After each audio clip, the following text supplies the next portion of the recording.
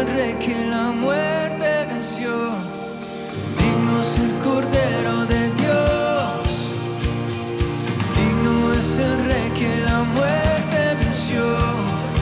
Digno es el Cordero de Dios. Digno, digno.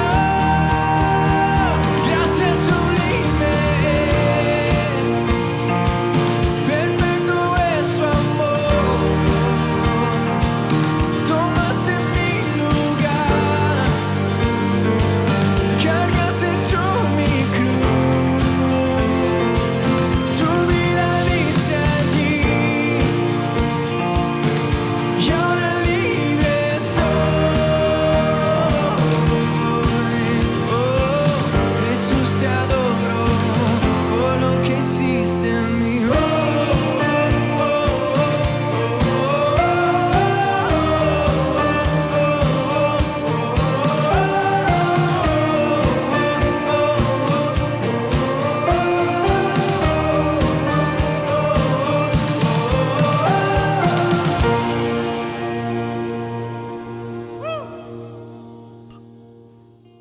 Buenos días, hermanos, hermanas y amigos que nos escuchan a través de la radio Sublime Gracia 90.7. Es un privilegio para mí el poder en esta mañana compartir esta meditación con ustedes. Y para comenzar, quisiera que me acompañen a entregar este tiempo a nuestro Dios. Amado Padre, te damos gracias, Señor, por la vida que nos regalas y por el privilegio que nos das de poder venir a la Escritura en esta hora. Queremos entregarte nuestras vidas, nuestros corazones y pedirte que tu Santo Espíritu nos ayude en este tiempo a comprender la Escritura. Muchas gracias, Padre. Te damos en el nombre de Cristo Jesús. Amén. Bueno, en este tiempo estaba meditando en qué tema podríamos compartir en este tiempo de meditación. Y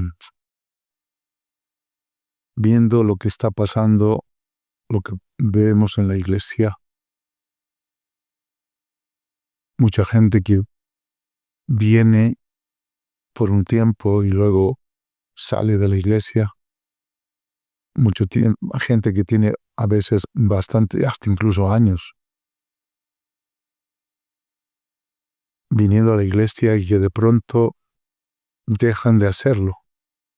Motivos de diferente tipo probablemente, tal vez algún problema con algún hermano, algún problema tal vez de orden personal.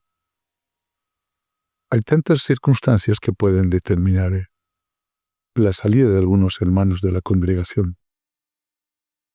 Y probablemente esto se deba a que no ha habido un entendimiento de lo que realmente significa la verdadera comunión en el Evangelio.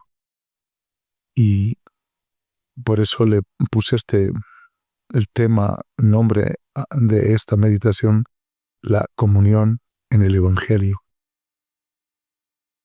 Y bueno, para esto quisiera que empecemos definiendo primero la palabra, lo que significa la comunión en el Evangelio. La comunión en el Evangelio abarca la comunión con Dios y la comunión entre creyentes. Ambas son esenciales para la vida cristiana. Ya dentro de lo que significa la comunión, la palabra comunión viene del griego koinonia, que significa sociedad, participación, ayuda, compañerismo, y el sustantivo de esta palabra, koinonia, koinoneo, significa el hecho de compartir, participar por un interés común. Y probablemente esta sea la esencia de lo que significa la comunión en el Evangelio. Participar por un interés común. La Iglesia desde su origen perseveraba en esta comunión unos con otros porque había algo que ellos tenían en común. Y podemos verlo en el Evangelio de Juan, Primera de Juan capítulo 1, versos del 1 al 3, lo que dice la Escritura: lo que era desde el principio, lo que hemos oído, lo que hemos visto con nuestros ojos, lo que hemos contemplado y palparon nuestras manos tocantes al verbo de vida. Porque la vida fue manifestada y la hemos visto, y testificamos y os anunciamos la vida eterna, la cual estaba con el Padre y se nos manifestó. Lo que hemos visto y oído, eso os anunciamos, para que también vosotros tengáis comunión con nosotros. Y nuestra comunión verdaderamente es con el Padre y con su Hijo Jesucristo. Juan, en esta porción de su epístola, está anunciando que Jesús vino para darnos vida eterna, y al creer esta verdad podemos tener comunión teniendo esto en común, es decir, nuestra fe en el Señor Jesucristo. De esta porción de la Escritura podemos ver que la comunión en el Evangelio no se realiza entre gente que no conoce al Señor, que no es cristiana verdadera, es decir, gente que no tiene una relación personal con Cristo, que no ha recibido el don de la vida eterna. Esto porque para que haya comunión entre hermanos, primero tiene que haber comunión con Dios. Y esta comunión solo la puede tener una persona que ha nacido de nuevo por la fe en la persona, en la obra, muerte y resurrección de nuestro Señor Jesucristo. En este contexto, el libro de los Salmos, el Salmo 25, verso 14, nos dice la Escritura: la comunión íntima de Jehová es con los que le temen, y a ellos hará conocer su pacto. Dice que la comunión íntima de Jehová es con los que le temen. ¿Y quiénes son los que temen a Dios, sino aquellos que han aceptado a Jesucristo como su Señor y Salvador y que lo han reconocido como el Señor de su vida? Ellos son los que temen a Dios. Y entonces, con ellos, dice la Escritura, está la comunión íntima de Jehová. Y entonces, Juan nos dice en el verso 3 de este primer capítulo de la primera epístola de Juan: nuestra comunión verdaderamente es con el Padre y con su Hijo Jesucristo. Es decir, la comunión en el Evangelio comienza con el Padre y con su Hijo Jesucristo. Esta comunión solo tiene el que cree en el Señor Jesucristo para vida eterna y todos los creyentes en Cristo. Ahora, pueden tener comunión unos con otros, ya que ahora tenemos en común al Padre, porque ahora somos sus hijos.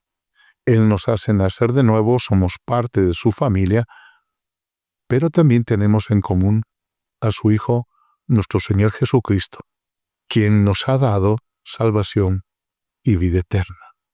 Tenemos esas cosas en común con el Padre y con nuestro Señor Jesucristo. Por eso podemos tener comunión entre creyentes. Pablo dice en 1 Corintios 1:9: fiel es Dios, por el cual fuisteis llamados a la comunión con su Hijo Jesucristo, nuestro Señor. Pablo dice que los cristianos tenemos en común al Señor Jesucristo. Y para comprender un poco más acerca de lo que es la comunión en el Evangelio,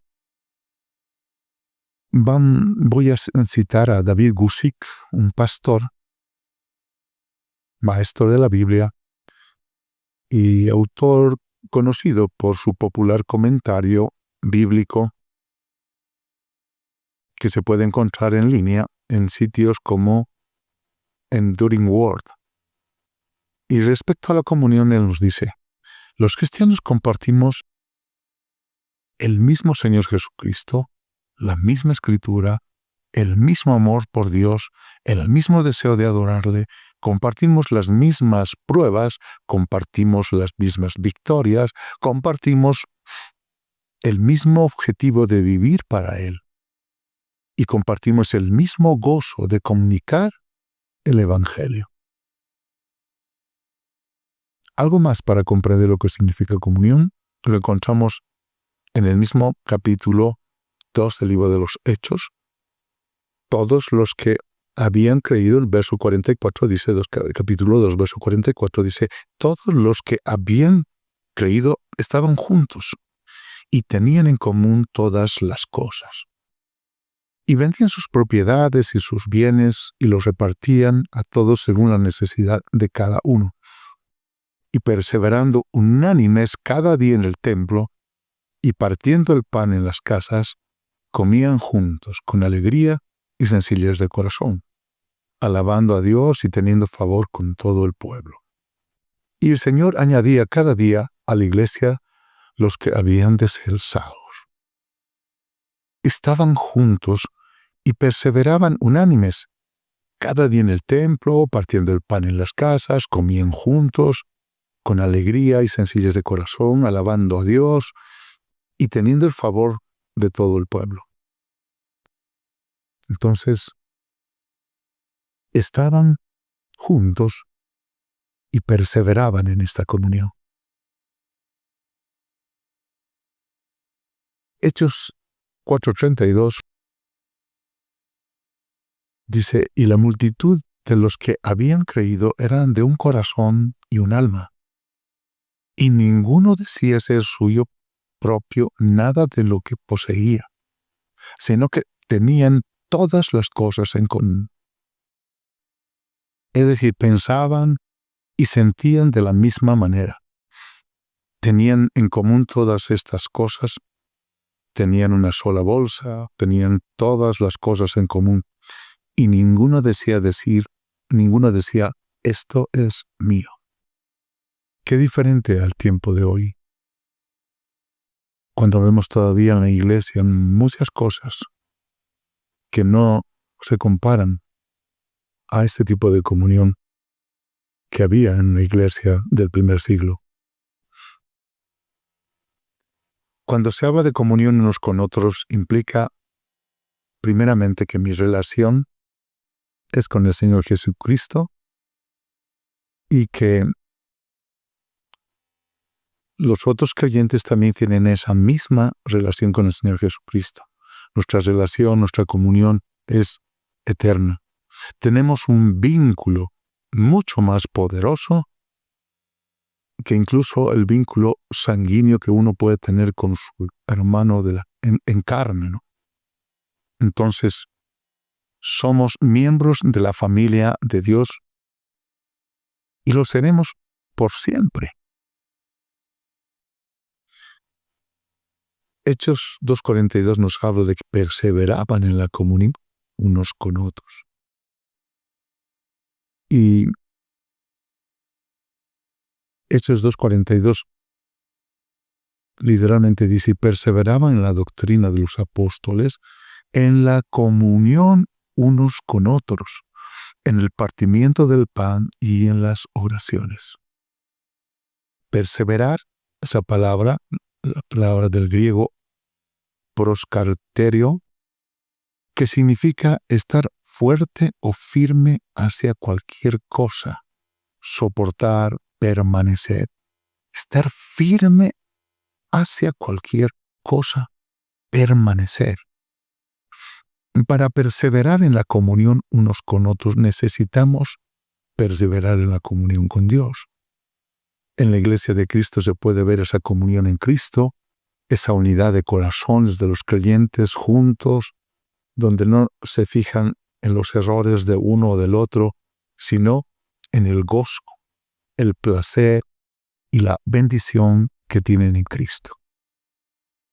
Y un poco de eso podemos ver en Filipenses capítulo 1, versos del 3 al 5. Pablo dice: doy gracias a mi Dios siempre que me acuerdo de vosotros, siempre en todas mis oraciones, rogando con gozo por todos vosotros, por vuestra comunión en el Evangelio desde el primer día hasta ahora. Pablo dijo: doy gracias a mi Dios siempre que me acuerdo de vosotros, por vuestra comunión en el Evangelio. Ahora, esta comunión dice ser en el Evangelio. Ahora pueden haber grupos de personas que tienen una cierta clase de interés común y forman grupos, en razón ya sea de una posición social, en grupos de cierta edad, o posición financiera, o grupos exclusivos, pero totalmente ajenos a la persona de Cristo. Esto no es comunión en el Evangelio. A veces en la iglesia existen también esta clase de grupos exclusivos que dicen estar en comunión, pero uno no puede ser parte de ellos. No puede ingresar a ese grupo si no tiene dinero o si no es del mismo estatus social. Eso no es una comunión en el Evangelio. Aunque hablen de Cristo, es solo un círculo íntimo de una élite y nada más. Una comunión no tiene barreras. Una comunión no tiene nada que pueda dejar a una persona afuera. La comunión en el Evangelio es una comunión del Espíritu Santo. Filipenses 2:1 dice: por tanto, si hay alguna consolación en Cristo, si algún consuelo de amor, si alguna comunión del Espíritu, si algún afecto entrañable, si alguna misericordia, ¿verdad? Si alguna comunión del Espíritu. Se trata de una comunión en y del Espíritu Santo de Dios. Esta comunión comienza en el corazón cuando uno nace de nuevo y es controlado por el mismo Espíritu Santo. En ese contexto es que Pablo decía: doy gracias a mi Dios siempre que me acuerdo de vosotros y siempre en todas mis oraciones, rogando con gozo por todos vosotros, por vuestra comunión en el Evangelio desde el primer día hasta ahora. Y en eso quiero enfatizar en la última parte del verso 5, de Filipenses 1, por vuestra comunión en el Evangelio desde el primer día hasta ahora, dice Pablo. Se trata de por lo que vemos, se trata de una comunión continua. Desde el primer día, dice, hasta ahora. En el caso de Pablo, cuando les escribe a los filipenses, está haciendo referencia a que Pablo había estado en Filipos muchos años antes. Habían pasado aproximadamente unos 10 años ya desde que Pablo había estado ahí en Filipos, desde que esta comunión había empezado. Y Pablo dice, desde el primer día hasta ahora, es decir, que esa comunión que tenía con los filipenses continuaba hasta ese momento que estaba escribiendo esta carta. Y entonces, lamentablemente en este tiempo, hay una concepción muy superficial de lo que significa la comunión entre los hermanos. El hecho de ir a una misma iglesia, de compartir tal vez la Santa Cena juntos, o tal vez socializar en el mismo grupo, participar de actividades juntos en la iglesia, a veces hace pensar que estamos teniendo comunión cristiana. Pero, ¿será realmente comunión en el Evangelio?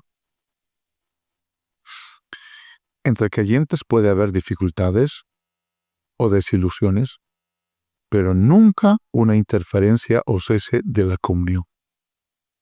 La verdadera comunión cristiana es una experiencia continua, desde el primer día hasta ahora. La comunión es continua. Pero, ¿cuántas veces esta llamada comunión se rompe? Personas que parecía que se llevaban muy bien, que andaban todo el tiempo juntas, de pronto no tienen más amistad, no tienen más comunión. En la iglesia podemos ver a creyentes que se llevaron bien por años, disfrutaban las cosas juntos, las cosas de Dios, y de pronto ya ni siquiera se hablan. Algo pasó. La comunión se rompió. ¿Será que alguien está fuera de la voluntad de Dios?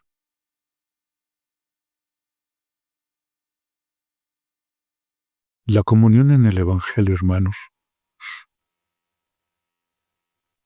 es permanente, es continuo.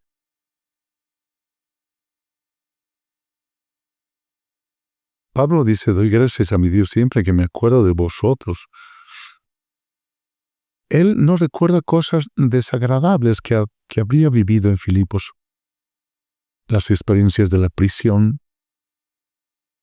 Pablo fue azotado en la cárcel. Todas estas circunstancias que él vivió en Filipos al comenzar no fueron agradables, pero aún así él podía agradecer a Dios recordando cada persona allí en Filipos. Y por eso decía, doy gracias. Estoy agradecido por ustedes. Estoy orando por ustedes. Siempre intercediendo por ustedes con gozo por vuestra comunión en el Evangelio. Lo más preciado para Pablo era su relación con esas personas en Filipo. Era la comunión que él tenía en Cristo con ellos.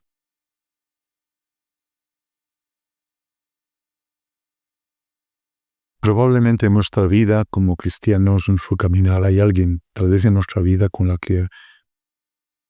cual gozábamos de una comunión, pero ahora existe una tensión, tal vez no hay gozo, no hay contacto, algo está mal. Algo está mal. Hay algo que nosotros tenemos que saber. Cuando el corazón está bien con Dios,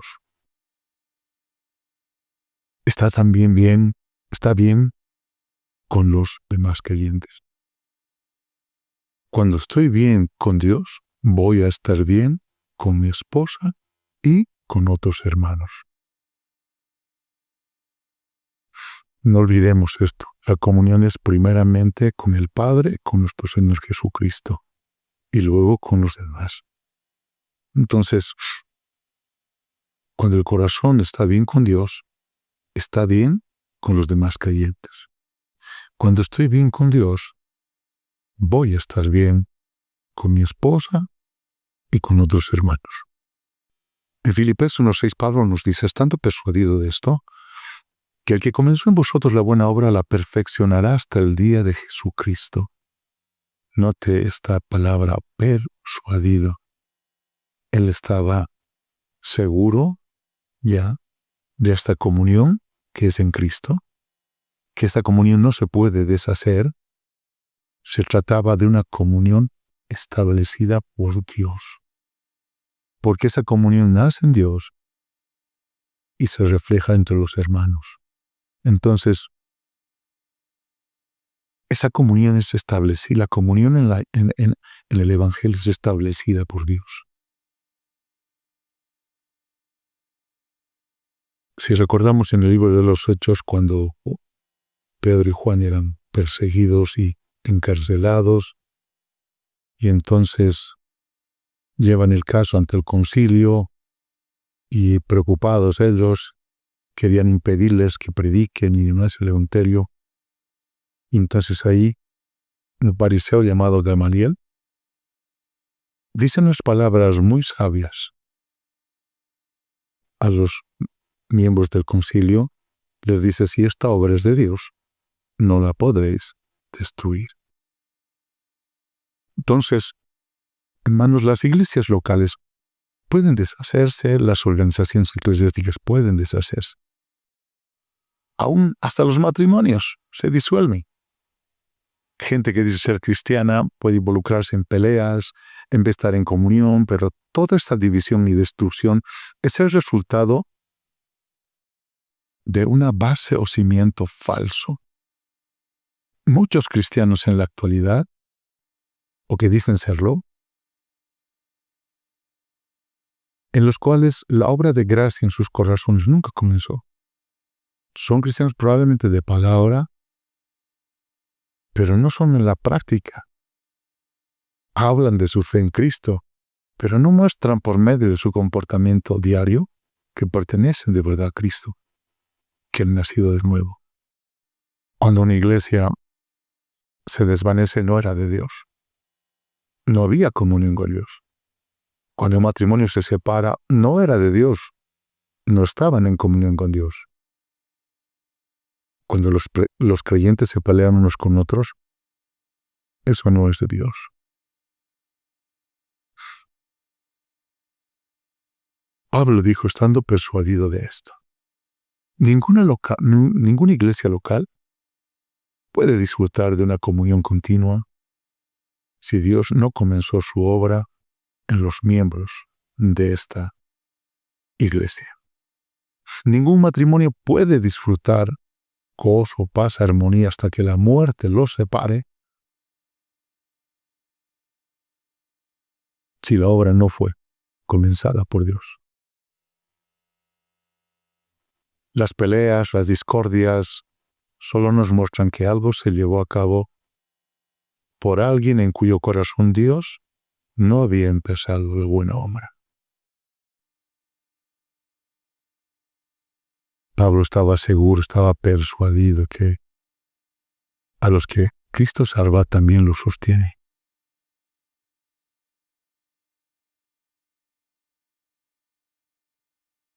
Luego la buena obra de la regeneración se va a manifestar. Siempre ocurre aquello cuando uno nació de nuevo. La obra de regeneración se va a manifestar en la vida de los creyentes. Y eso sucedió con la iglesia de Filipos.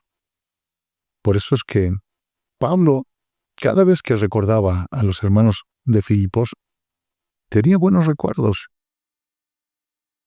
Buenos recuerdos de sus buenas obras, las cuales eran obviamente el fruto del Espíritu Santo.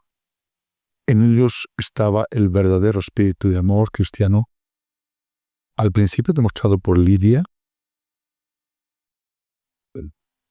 Estaba el verdadero espíritu de amor y gracia, demostrado también por el carcelero de Filipos. Eso vemos en Hechos 16, 33, 34. Esos primeros creyentes en Filipos y aquellos que se salvaron después eran testimonio vivo de la comunión con Dios y con los santos. Que Dios nos ayude a tener esta clase de comunión en el Evangelio.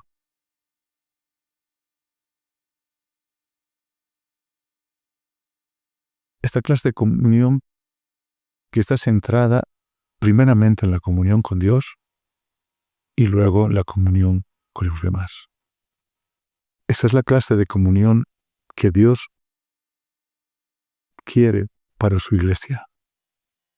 Y es una comunión, hermanos, que continúa, que permanece, que no se interrumpe. Y entonces, eso significa necesariamente que esa comunión es iniciada por Dios, sostenida por Dios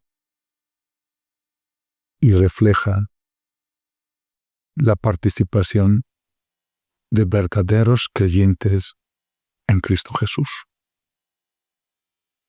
Y que esto nos permita un poco reflexionar, hermanos.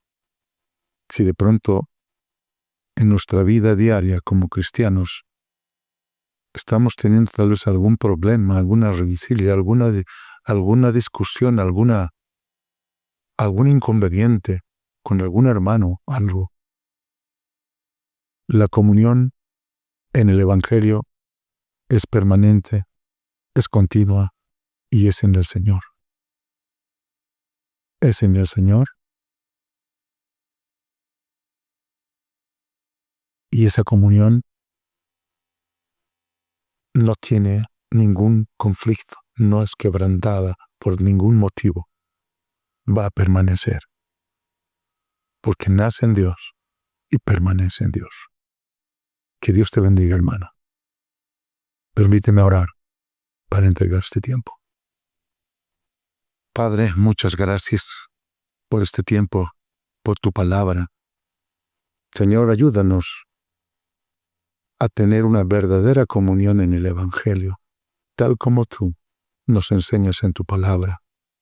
Esa comunión, bendito Dios, que persevera, que permanece.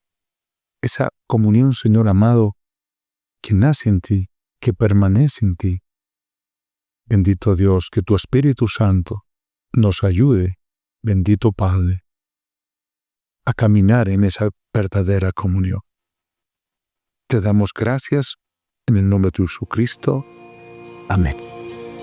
Digno es el Cordero de Dios, digno es el Rey que la muerte venció, digno es el Cordero de Dios, digno es el Rey que la muerte venció, digno es el Cordero de Dios, digno es el Rey que la muerte venció, digno es el Cordero de Dios, digno, digno, gracias sublimes, perfecto es tu amor,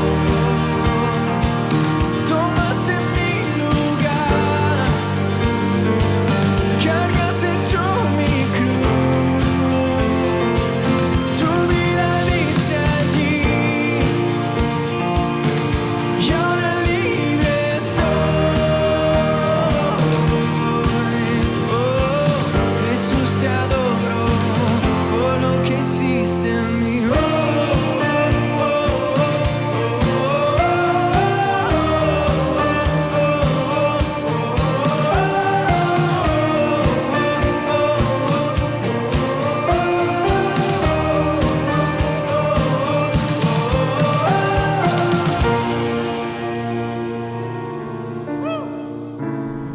Esperamos que el mensaje de hoy haya sido de bendición para tu vida. Si necesitas consejería o apoyo en oración, por favor no dudes en contactarte. Escríbenos a los siguientes números de WhatsApp. En la Ciudad del Alto, al número 719-05-791. 719-05-791. En la zona central, al número 732-11-354. 732-11-354. En la zona sur, al número 75 25 70 56. 75 25 70 56. Que Dios te bendiga.